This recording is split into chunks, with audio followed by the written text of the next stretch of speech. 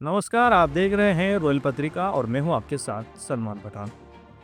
दरगाह शरीफ से जुड़ी करोड़ों लोगों की आस्था पर कुछ लोग नफरत की मानसिकता के चलते धर्म के बंटवारे की बात कर रहे हैं। ऐसे बयान न केवल समाज में भ्रम फैलाते हैं बल्कि देश में अव्यवस्था को भी जन्म देते हैं। ये गौरतलब है कि दरगाह के बुलंद दरवाजे का निर्माण हैदराबाद के निजाम द्वारा किया गया था।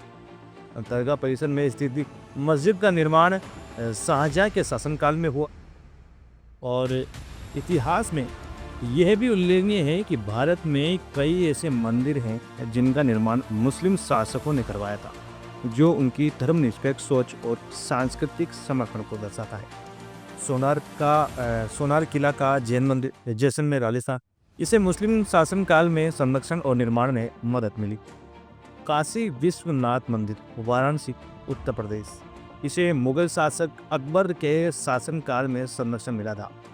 गोविंद देव जी मंदिर वृंदावन उत्तर प्रदेश, इसका निर्माण भी अकबर की सहमति से और सहायता से हुआ।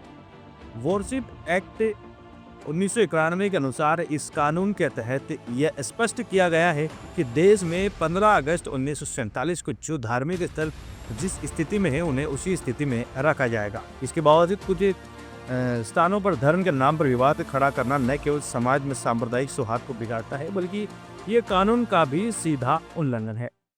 इन दिनों भारतीय अदालतों का समय ज्यादातर धार्मिक मुद्दों को लेकर खर्च होता हुआ नजर आ रहा है।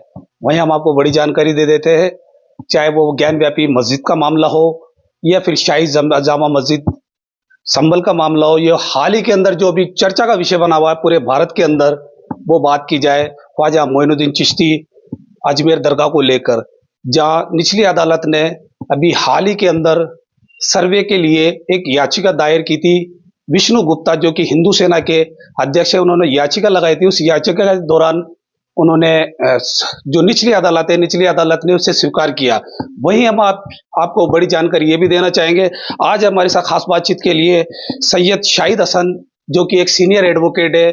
अगर वो इन मामलों की बात की जाए, अगर इस पूरी प्रक्रिया की बात की जाए, तो आज हमारे साथ खास बातचीत के लिए शाहिद हसन मौजूद है, एडवोकेट। उनसे हम जानते हैं आखिर ये वर्शिप जो एक्ट 91 है वो क्यों लागू किया गया और क्या उसकी प्रक्रिया है। पूरी जानकारी के लिए हमारे साथ खास बातचीत के लिए मौजूद है, हम उनसे जानते हैं। सबसे पहले आपका हमारे चैनल में आपका स्वागत है रॉयल पत्रिका में। और हम आपसे छोटी सी जानकारी लेना चाहेंगे कि ये जो अभी देश के अंदर जो माहौल बना हुआ है, एक सांप्रदायिक सौहार्द बिगड़ने की कोशिश हो रही है और ये बड़े बड़े कानून लाए जा रहे हैं, क्या कहेंगे इस मामले के अंदर जो अभी हाल ही के अंदर अभी 91 एक्ट की भी बात की जा रही है, क्या कहेंगे इस मामले के लिए? शुक्रिया संदाप भाई, आप रॉयल पत्रिका की ओर से हाजिर हुए हैं और आपने जो है मेरे से ये सवाल पूछा, बड़ा अच्छा सवाल पूछा है। आज का बर्निंग टॉपिक भी यही है कि जो प्लेस ऑफ वर्शिप एक्ट जो है 91 के अंदर जो है कांग्रेस गवर्नमेंट के दौरान लाया गया था। ये वो जमाना था कि जबकि बाबरी मस्जिद और राम जन्मभूमि विवाद जो है अदालतों में पेंडिंग था। तो कांग्रेस सरकार ने बड़ी दूरअंदेशी से काम लेते हुए प्लेस ऑफ वर्शिप एक्ट 1991 ये पास किया और उसमें ये ये तय हुआ उस कानून के हिसाब से कि 15 अगस्त 1947 को जो रिलीजियस प्लेसेस हैं उसका जो स्टेटस है वो स्टेटस वही रहेगा, उस स्टेटस को चेंज नहीं किया जाएगा। अगर कोई मंदिर है तो मंदिर रहेगा, कोई मस्जिद है तो मस्जिद रहेगी, कोई गिरजाघर है गिरजाघर रहेगा और कोई कोई गुरुद्वारा है तो गुरुद्वारा रहेगा और कोई मोनेस्ट्री है तो मोनेस्ट्री ही रहेगी। उन रिलीजियस प्लेसेस का कैरेक्टर चेंज नहीं होगा। तो ये प्लेस ऑफ वर्शिप एक्ट 1991 में पास हुआ है और आज भी ये लागू है। तो इस प्लेस ऑफ वर्शिप एक्ट के हिसाब से रिलीजियस प्लेसेस का कैरेक्टर चेंज नहीं हो सकता है। लेकिन फिर भी जो निचली अदालतें हैं वो ऐसी याचिकाओं को क्यों स्वीकार कर पा रही है इस बात को लेकर?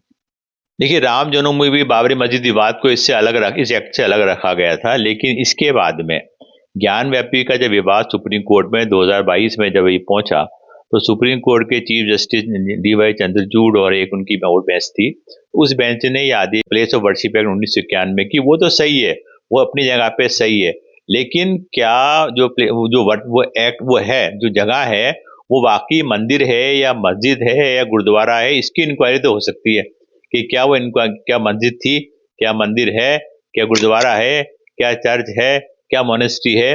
इसकी इंक्वायरी हो सकती है। हालांकि ये देखिए ऐसा है कि मैं इस जजमेंट को सही नहीं मानता, ये जजमेंट आज की तारीख में सही नहीं बैठता ये एक्ट के पास होने के बाद से। लेकिन इस जजमेंट रूलिंग आने के बाद में, ज्ञान व्यापी रूलिंग के आने के बाद में, कि उस जगह की इंक्वायरी हो सकती है कि वो जगह क्या है। उसके बाद से पंडारा बॉक्स खुल गया है कि हर एक आदमी जो है ये हर एक चीज इंक्वायरी की बात करने लग गया है। इसी तरह से देखिए ज्ञान व्यापी की बात है। इसके बाद देखिए मथुरा वाला केस जो है, मथुरा की ईदगाह का जो मामला है, हालांकि मथुरा के ईदगाह वाले केस में दोनों पार्टियों में पहले जो है कंप्रोमाइज हो चुका है, लेकिन उन्हें वापस उसको खोलने की कोशिश कर रहे हैं इस चीज को। एक बार कंप्रोमाइज होने के बाद दावा तय हो चुका है और सेटल हो चुका है, इसके बाद भी दोबारा इसको खोलने की कोशिश करें। इसी तरह से देखिए ऐसा है कि संभल की जो जामा मस्जिद का मामला है, तो संभल की जामा मस्जिद जो है वो जामा मस्जिद है, पिछले 500 साल से जामा मस्जिद है, वहां पे नमाज पढ़ी जा रही है। अब उसको उस चीज को रीओपन करना के साथ वहां पे कोई मंदिर था, उसकी खुदाई की जाए, उसका रिलीजियस करेक्टर तय किया जाए, मेरे मानने में ये जो है प्लेस ऑफ वर्शिप एक्ट का वायलेशन है, इसका उल्लंघन है और इसको सख्ती से इस पे जो है पेश आना चाहिए। और मैं तो देखिए ऐसा है कि जो जुडिशियल मजिस्ट्रेट ने जो ऑर्डर पास किया वो मैं इसको जुडिशियल डिसऑनेस्टी मानता हूँ। देखिए ऐसा है कि 19 नवंबर 2024 को एक दावा पेश होता है और उसमें दावा में क्लेम किया जाता है कि साहब ये मंदिर था, इसकी इंक्वायरी होनी चाहिए। और 2 घंटे के बाद ही जो है वो मजिस्ट्रेट साहब एक बिना किसी दूसरी पार्टी को नोटिस दिए उसमें एक और इंट्रीम ऑर्डर दे देते हैं और उसमें ये कहते हैं कि साहब इसकी जो है इंक्वायरी की जाए। 2 घंटे बाद ही सर्वेयर जो है वो मौके पे पहुंच जाता है। तो ये सब ऐसा लगता है कि ये सब प्री प्लान तरीके से ये किया गया था।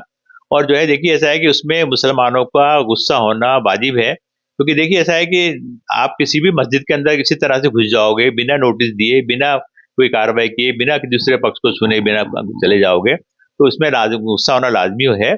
और देखिए ऐसा है कि ये जुडिशियल डिसऑनेस्टी उस मजिस्ट्रेट की है कि उसने इस तरह का एक ऑर्डर पास किया कि साहब ये बिना दूसरे पक्ष को सुने सर्वे का ऑर्डर कर दिया, जबकि एस्टेब्लिश वहां मस्जिद है, जामा मस्जिद है, 500 साल से वहां मस्जिद है, और वो ये सब चीज को बिना देखे बिना जो है इन्होंने पास कर दिया। इसी तरह से देखिए ऐसा है कि अजमेर के ख्वाजा साहब, ख्वाजा मोइनुद्दीन चिश्ती की रहमतुल्लाह अलैह की दरगाह के लिए एक जो सूट फाइल किया गया, देखिए ऐसा याचिका नहीं, एक सूट फाइल किया गया है कि इसकी इंक्वायरी की जाए और कि इंक्वायरी ये की जाए कि साहब क्या यहाँ पे इसके नीचे मंदिर था। देखिए ऐसा है, इस तरह की जो है ये जो चीजें हैं ये सिर्फ जो है पब्लिसिटी स्टंट है, ये पब्लिक लगता है कि सांप्रदायिक सौहार्द बिगड़ने की कोशिश की जा रही है पूरे देश में। देखिए इस तरह की बातें करके देखिए ऐसा है कि इंडिया का जो सेकुलर दरगाह रहमतुल्लाह अलैह की दरगाह है, और वहां पे जो है कि ऐसा है कि पुराने जमाने में तो दरगाह जो है ये मजार कच्ची थी। अब जब मजार ही कच्ची थी तो जब इसके नीचे कोई मंदिर होने का कोई प्रश्न ही पैदा नहीं होता। देखिए ऐसा है, बताया गया कि जो दीवान की तरफ से कल प्रेस कॉन्फ्रेंस का आयोजन किया गया था, उस प्रेस कॉन्फ्रेंस के अंदर यह भी बताया गया कि 1950 के अंदर भी एक ऐसा ही मामला आया था और उसका सर्वे करवाया गया था, जांच हुई थी। ख्वाजा मोइनुद्दीन चिश्ती की दरगाह की बात की जाए तो पहले भी जांच हुई थी, उस जांच के अंदर भी किसी प्रकार के साक्ष्य पाए गए नहीं थे। इसी तरीके की बात है। देखिए ऐसा है कि इसकी जांच कई बार हो चुकी है। जब ब्रिटिश गवर्नमेंट के अंदर अंग्रेजों का राज था, उस जमाने के अंदर भी इसकी जांच उन्होंने की थी और उन्होंने कहा था कि ऐसा कोई सबूत नहीं है कि यहाँ कोई मंदिर है। इसी तरह से देखिए ऐसा है कि 1950 के अंदर भी जो है एक कमीशन हुआ था, उस कमीशन के अंदर भी जो है जांच हुई थी और ये कहा था कि साहब इसमें आपके मंदिर के कोई अस्तित्व ही नहीं है। इसी तरह से देखिए ऐसा है कि ये दोबारा इस चीज को उठाना, ये जो है आप हिंदू मुस्लिम भाईचारे को खत्म करने वाली बात है और ये जो है ये प्रयास है। देखिए इसके प्रयास में सक्सेसफुल नहीं होंगे। इस प्रयास से आदमी आज इस दरगाह के अंदर सभी मजहब के लोगों की उसमें आस्था है, हिंदू मुस्लिम सभी लोग, पूरे देश के हिंदू मुस्लिम लोग यहाँ पे आते हैं और इसमें आस्था रखते हैं। तो उस आस्था रखने वालों पे जो है ये प्रहार करने की बात है। इस हरकत से देखिए ऐसा है ना केवल मुसलमान, हिंदू भी इससे नाराज होगा।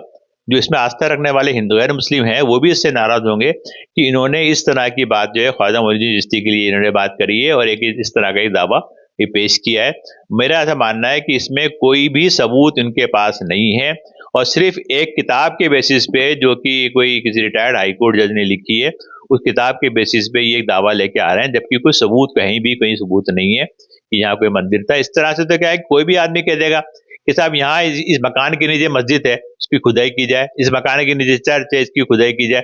कहाँ का खुदाई होगी, कहाँ का जांच होगी। तो इसलिए ये पंडारा बॉक्स खोलने का मकसद ये है कि पूरे देश में अव्यवस्था फैलाना, एनआरकी फैलाना। तो इसीलिए जो है ना, मेरा ऐसा मानना है कि ये जो दावा किया गया है ख्वाजा मोइनुद्दीन चिश्ती की दरगाह के ऊपर, ये बिल्कुल गलत है। इसकी कोई शहादत नहीं है, कोई एविडेंस नहीं है, कोई लीगल एविडेंस नहीं है, और ये जज को नोटिस इश्यू करने ही नहीं चाहिए थे। इनको जो है आउटराइटली इसको खारिज ही करना चाहिए था। लेकिन मेरा ऐसा मानना है कि जब इन्होंने कोई सर्वे का ऑर्डर नहीं किया है, सर्वे का ऑर्डर खाली नोटिस जारी करके और नोटिस जारी किए हैं बस। तीन पक्षकारों को नोटिस जारी किया और उसमें भी क्या है कि उन्होंने सारे पक्षकारों को पार्टी नहीं बनाया है, सिर्फ सरकार को पार्टी बनाया है, दरगाह नाजिम को पार्टी बनाया, अल्पसंख्यक मंत्रालय को पार्टी बना दिया। इसमें जो और जो अफेक्टेड पार्टी हैं, जो उससे अफेक्ट होती हैं, उनको किसी को भी पक्षकार नहीं बनाया गया है। तो इस ग्राउंड पे भी ये दावा खारिज हो सकता है कि नो इन जोइंडर ऑफ पार्टी मतलब जो है उचित पक्षकारों को पक्षकार नहीं बनाया गया। इस पे भी दावा खारिज होने लायक है। और फिर भी वैसे भी मेरिट के ऊपर इस दावे में कुछ भी तथ्य नहीं है, और ये मेरी जैसी उम्मीद है कि ये जिस कोर्ट से ये दावा खारिज होगा। देखिए, ये थे हमारे पक्षकारों को नोटिस जारी किया और उसमें भी क्या है कि उन्होंने सारे पक्षकारों को पार्टी नहीं बनाया है, सिर्फ सरकार को पार्टी बनाया है, दरगाह नाजिम को पार्टी बनाया, अल्पसंख्यक मंत्रालय को पार्टी बना दिया। इसमें जो और जो अफेक्टेड पार्टी हैं, जो उससे अफेक्ट होती हैं, उनको किसी को भी पक्षकार नहीं बनाया गया है। तो इस ग्राउंड पे भी ये दावा खारिज हो सकता है कि नो इन जोइंडर ऑफ पार्टी मतलब जो है उचित पक्षकारों को पक्षकार नहीं बनाया गया। इस पे भी दावा खारिज होने लायक है। और फिर भी वैसे भी मेरिट के ऊपर इस दावे में कुछ भी तथ्य नहीं है, और ये मेरी जैसी उम्मीद है कि ये जिस कोर्ट से ये दावा खारिज होगा। हम आपसे छोटी सी बात जानना चाहेंगे, छोटी सी जानकारी लेना चाहेंगे। किस शैली पर बनाई जाती है भारत के अंदर मस्जिदें? जो कदीमी मस्जिदें, प्राचीन तरीके की जो मस्जिदें देखने को मिलती है, वो किस आधार पे और किस तरीके से उसका निर्माण किया जाता है, बताएं। असल में भारत के अंदर जो निर्माण कला है वो अलग अलग वक्तों में अलग अलग रही है। अगर मुसलमान जब हिंदुस्तान के अंदर अर्ली एज के अंदर आए थे, मिसाल के तौर पर हुजूर सल्लल्लाहु अलैहि वसल्लम के ज़माने में जब केरला में मुसलमान आए 3 या 4 हिजरी के आसपास या 5 हिजरी के आसपास, तो उस वक्त मस्जिदों का निर्माण बिल्कुल सिंपल होता था, बहुत ज़्यादा कारीगरी नहीं होती थी। उसके बाद का जो दौर आया, खिलजी दौर आया, शहाबुद्दीन गौरी का दौर आया, और जो दौर आए उसमें भी बनावट बहुत ज़्यादा सिंपल होती थी, और मकामी जो स्ट्रक्चर होता था वो अरब और ईरान कल्चर का मिला जुला जो है वो होता था। उसके बाद जब मुगल्स आए तो वो बहुत ज़्यादा जो है उसका निर्माण जो कला जो है बहुत उरूज के ऊपर पहुंच चुकी थी। और उस दौर में अगर हम देखें तो ज़्यादातर जितनी भी इमारतें बनी हैं, चाहे वो मस्जिद हों, मकबरे हों, मज़ार हों, उसके अंदर ईरानी जो है वो वास्तुकला की झलक ज़्यादा मिलती है। लेकिन इसके साथ साथ उन्होंने हिंदुस्तान की जो वास्तुकला थी उसका भी समावेश किया है, क्योंकि बहरहाल कारीगर तो हिंदुस्तान के थे, तो बहुत सारी जगह उसका भी समावेश हमें मिलता है। तो मिला जुला जो है स्ट्रक्चर हुआ करता था, चाहे वो मस्जिद हो, चाहे मज़ारात हों या कुछ भी हो, तो वो तमाम चीज़ें इन जगहों पर मिलती हैं। आप ये छोटी सी बात और जानकारी चाहेंगे आपसे, जैसे ख्वाजा मोइनुद्दीन चिश्ती रहमतुल्लाह अलैह का जो मामला देखा जा रहा भी है अजमेर का, पूरे भारत के अंदर एक चर्चा का विषय बना हुआ है। उनकी जो मज़ार है या उनका जो गुंबद है वो किस शैली के अंदर बना हुआ है? देखिए, उनका मज़ार जो बना हुआ है, ये मज़ार तो बहुत ऊपर जो गुंबद वगैरह बने हैं ये तो बहुत बाद के स्टेज में बने हैं। अगर आप उसको बिल्कुल इब्तिदा से देखें तो तकरीबन 100 साल के आसपास तक क्या नाम है, हज़रत ख्वाजा मोइनुद्दीन चिश्ती रहमतुल्लाह अलैह की जो कब्र थी वो कच्ची कब्र थी, उसके ऊपर ना तो कोई स्ट्रक्चर बना हुआ था ना कोई और चीज़ थी, सिंपल जैसी कब्र होती है वो कब्र बनी हुई थी। फिर बाद में धीरे धीरे चूंकि वो आस्था का केंद्र बनती चली गई तो धीरे धीरे लोग आते चले गए और लोगों ने वहाँ निर्माण कार्य शुरू किया। अब वो निर्माण कार्य तकरीबन जो है आप ये समझ लीजिए कि 800-900 साल पुराना जो है, 800-900 साल तक मुसलसल निर्माण कार्य अलग अलग वक्तों में अलग अलग बादशाहों के जरिए, अलग अलग राजाओं के जरिए। फ्रंट गेट जो बना हुआ है वो निज़ाम गेट कहलाता है, और निज़ाम गेट जो है हैदराबाद के निज़ाम ने बनवाया था, उसका इतिहास है। तो उसका इतिहास है। तो इसलिए जो है ख्वाजा मोइनुद्दीन चिश्ती रहमतुल्लाह अलैह की जो दरगाह है उसमें अलग अलग किस्म के जो है आर्किटेक्ट मिलेंगे। मिसाल के तौर पर शाहजहानी मस्जिद जो है उसमें मुगल जो है वो झलक आपको मिलेगी। निज़ाम गेट जो बना हुआ है उसमें जो है हैदराबाद के नवाब ने बनवाया था, वो एक अलग किस्म से बना हुआ है। दरगाह जो शुरू में बनी हुई थी उसका स्ट्रक्चर कुछ और था, बाद में जो है वहाँ सोने चांदी के कटहरे भी लगा दिए गए, रिनोवेट होती रही, अलग अलग समय के अनुसार बदलाव होता रहा। तो हम कोई एक चीज के ऊपर ये नहीं कह सकते कि साहब पर्टिकुलरली जो है ये तरीका रहा है। क्योंकि वन टाइम में बनी होती जब तो हम कह सकते थे कि साहब इसमें कौन सी कला है, लेकिन अलग अलग वक्तों में बनी है, उसका जो है अलग अलग जगह आप देखते हैं कि उसका। दर्शक आपसे और एक चीज जानना चाहेंगे, एक ये कच्ची और पक्की मजार का जो मामला है ये किस तरीके से होता है? क्या ऊपर कच्ची होती है, नीचे कच्ची होती है, या ऊपर पक्की होती है, नीचे पक्की होती है, किस तरीके से? देखिए ऐसा है कि इन जनरल तो जो है इस्लाम का जो कंसेप्ट है उसमें तो पक्की कब्र का कंसेप्ट है नहीं बहुत ज्यादा। तो ओरिजिनल जो कब्र बनती है आमतौर पे वो तो कच्ची ही बनती है।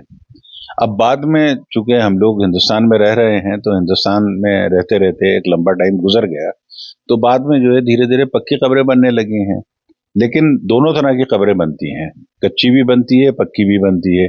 बहुत सारी जगह ये भी होता है कि नीचे कच्ची कब्र है, फिर ऊपर एक मंजिल या दो मंजिल के बाद उसको पक्का तावीज, कब्र नहीं होती है वो, देखिए वो तावीज बना दिया जाता है। जैसे ताजमहल के अंदर है, उसमें ओरिजिनल जो कब्र है वो तो नीचे कच्ची है, बाद में उसके ऊपर जो है वो तावीज बना दिया गया है। तो इसी तरीके से बहुत सारी जगह हजरत ख्वाजा मोइन चिश्ती रहमतुल्लाह अलैह की भी जो कब्र है वो ऊपर तावीज पक्का बना दिया गया है, और बहुत सारी चीजें हो गई हैं। हजरत वहाँ आप चले जाइए, क्या नाम है, औरंगाबाद के अंदर वहाँ आलमगीर की जो कब्र बनी हुई है वो आज भी कच्ची है, उसकी चारों तरफ जो है वो मार्बल का कठेरा लगा हुआ है, लेकिन कब्र का जो हिस्सा है वो बिल्कुल मिट्टी का है, कच्चा आज भी है। तो इस्लामिक जो वो है उसमें तो आम तौर पे जो है कच्ची कब्रों का निर्माण हुआ है। बाद में अलग अलग दौर में क्या नाम है वहां पर कोई जाली लगा दी गई, कुछ ये बना दिया गया, कोई बिल्डिंग बना दी गई, वो एक अलग मसला है। अभी माहौल जो अभी चल रहा है, सांप्रदायिक सौहार्द जो अभी बिगड़ती फिजाओं में बिगड़ता हुआ हाल देखने को मिल रहा है, क्या कहेंगे, क्या संदेश, क्या पैगाम देना चाहेंगे सांप्रदायिक सौहार्द के लिए? देखिए इस वक्त मुल्क के अंदर जो है कुछ फिरका परस्त लोग जो है वो इनडायरेक्टली जो है गवर्नमेंट की सरपरस्ती के अंदर इस किस्म के हालात पैदा करने की कोशिश कर रहे हैं। क्योंकि हुकूमतों के पास दिखाने को कुछ नहीं रह गया है, तो अब वो ये चाहती हैं कि सांप्रदायिक एजेंडे के चला करके और हम किसी तरह पावर में बने रहें। और चूंकि हिंदुस्तान का मिजाज जो है वो बेसिकली धार्मिक मिजाज है, चाहे वो हिंदू हो, मुसलमान हो, सिख हो, ईसाई हो, हर आदमी जो है धार्मिक सहिष्णु है, धार्मिक जो है भावनाएं रखता है। तो अब उस धार्मिक भावनाओं को भड़का करके इस किस्म का माहौल पैदा करने की कोशिश की जा रही है। लेकिन बहरहाल हिंदुस्तान एक सेकुलर मुल्क है, तमाम तर उसके बावजूद भी आपने देखा कि संभल के मसले के ऊपर जो सुप्रीम कोर्ट ने वर्डिक्ट दिया है वो इस बात को इंडिकेट करता है कि हिंदुस्तान की जो जुडिशरी है या हिंदुस्तान के अंदर अच्छे लोग भी हैं जो सही फैसले देते हैं, सही नतीजे पर पहुंच जाते हैं। वहाँ सुप्रीम कोर्ट ने जो पाबंदी लगाई है सर्वे वगैरह के ऊपर, दूसरे तमाम चीज़ों के ऊपर, वो सराहनीय है।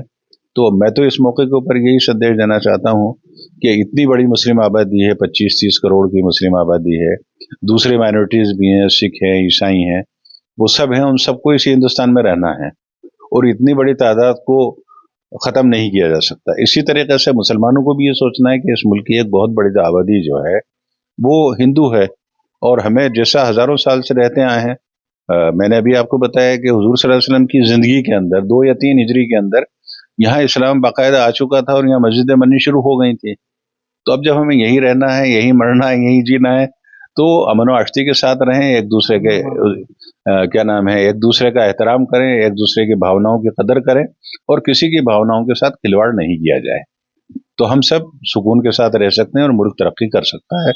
यही संदेश मेरा सभी लोगों को है। हम आपसे छोटी सी बात जानना चाहेंगे, अभी जो माहौल बना हुआ है ख्वाजा मोइनुद्दीन चिश्ती रहमतुल्लाह अलैह के अंदर जो अभी मामला आया है सर्वे को लेकर, क्या कहेंगे उस मामले में? देखिए, गवर्नमेंट ऑफ इंडिया का जो कॉन्स्टिट्यूशन है उसमें 1991 में भी ये बात क्लियर है।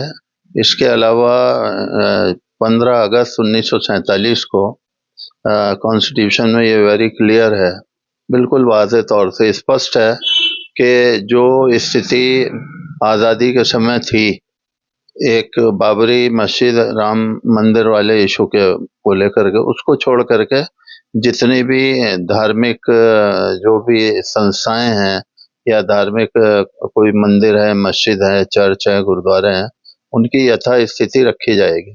तो पहली चीज़ तो यह है कि संभल का इशू हो या कि हज़रत ख्वाजा मोइनुद्दीन चिश्ती रहमतुल्लाह अलैह की दरगाह का इशू हो। ये कॉन्स्टिट्यूशन ऑफ इंडिया, आईन हिंदुस्तान का, संविधान का स्पष्ट उल्लंघन है और ये नाकाबिले बर्दाश्त है।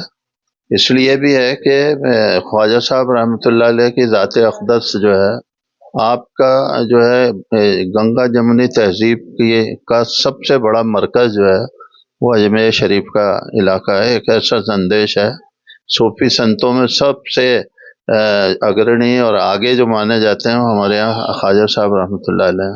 उनकी तालीमात हैं वो पूरे भारतीय उपमहाद्वीप में, चाहे पाकिस्तान हो, बांग्लादेश हो, भारत हो, आसपास के जितने देश हों, ख्वाजा साहब रहमतुल्लाह अलैह करोड़ों दिलों पर राज करते हैं। पता नहीं इस तरह की जो है ये जजेस ने भी और ऐसे मूर्ख लोगों ने ये जो है इशू उठा करके न सिर्फ कॉन्स्टिट्यूशन ऑफ इंडिया का, संविधान का उल्लंघन किया है, बल्कि एक तरह से एकता और अखंडता और सभ्यता को ही चैलेंज किया गया है। यानी एक हद होती है ख्वाजा साहब की अथॉरिटी को चैलेंज करना, ये बड़े शर्मनाक बात है और निंदनीय भी है और बहुत ज्यादा शर्मनाक भी है। अभी हाल ही के अंदर विष्णु गुप्ता जो कि हिंदू सेना के प्रेसिडेंट है, जिन्होंने याचिका दायर की थी और याचिका स्वीकार भी की गई, लेकिन अभी हाल ही के अंदर उन्हें भी एक जान से मारने की धमकी भरा एक कॉल उनके पास भी आया है। उस मामले को लेकर क्या कहेंगे आप? नहीं, देखिए हम तो कानून की व्यवस्था में विश्वास रखते हैं। इस तरह की धमकियां देना और ये करना, ये हमारे इस्लाम का आचरण भी नहीं है, ना हमारी मान्यताएं हैं, ना हमारी सभ्यता है। क्योंकि कानून के दायरे में रह करके हमें सारे काम करने हैं। इसलिए कोई अगर कानून का उल्लंघन करता है तो ये उसकी लुकआउट है, उसकी सोच है।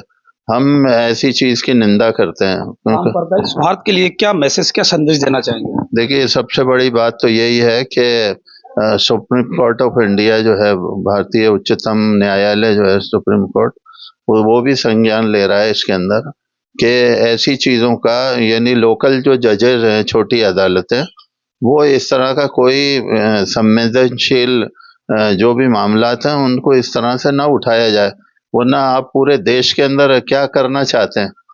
ये मैं तो ये समझता हूँ, संस्कृत की एक कहावत है, विनाश काले विपरीत बुद्धि, कि जब आदमी की बुद्धि भ्रष्ट हो जाती है, इस तरह की हमारी जो संस्कृति है, ताना बाना है और हमारे संविधान को ही और देश की एकता और अखंडता को ये चैलेंज करने वाला है, जो नाकाबिले बर्दाश्त है। अब सवाल ये उठता है कि जब वॉरशिप एक्ट लागू है तो धार्मिक स्थलों पर बार बार छेड़छाड़ या विवाद क्यों किए जा रहे हैं? ऐसे प्रयास न केवल अनुचित है बल्कि देश के संविधान और कानून का अपमान भी है। यह आवश्यक है कि सभी नागरिक और समाज के नेता इस कानून का सम्मान करें और धार्मिक स्थलों के विवाद को बढ़ावा देने के बजाय आपसी भाईचारे को और मजबूत करें। इसी संदर्भ में बात करते हुए आरएसएस प्रमुख मोहन भागवत ने कहा है कि हर मस्जिद में शिवलिंग ढूंढना कुछ नहीं है। और ठीक है, प्रतीकात्मक कुछ हमारी विशेष श्रद्धा थी, ऐसे स्थानों के बारे में हमने कहा, लेकिन रोज एक मामला निकालना नया, ये भी नहीं करना चाहिए। हमको झगड़ा क्यों बढ़ाना है? ज्ञानवापी के बारे में हमारी कुछ श्रद्धाएं हैं, परंपरा से चलती आई, हम कर रहे हैं, ठीक है, परंतु हर मस्जिद में शिवलिंग क्यों देखना? अरे भाई, वो भी एक पूजा है, ठीक है, बाहर से आई है, लेकिन ये देश की एकता को बांटने का काम करता है और कहीं ना कहीं धार्मिक हिंसा को भी बढ़ावा देता है। इसी तरह की स्पेशल रिपोर्ट के लिए देखते रहिए रॉयल पत्रिका। मैं सलमान पठान आपसे इजाज़त लेता हूँ। नमस्कार, धन्यवाद।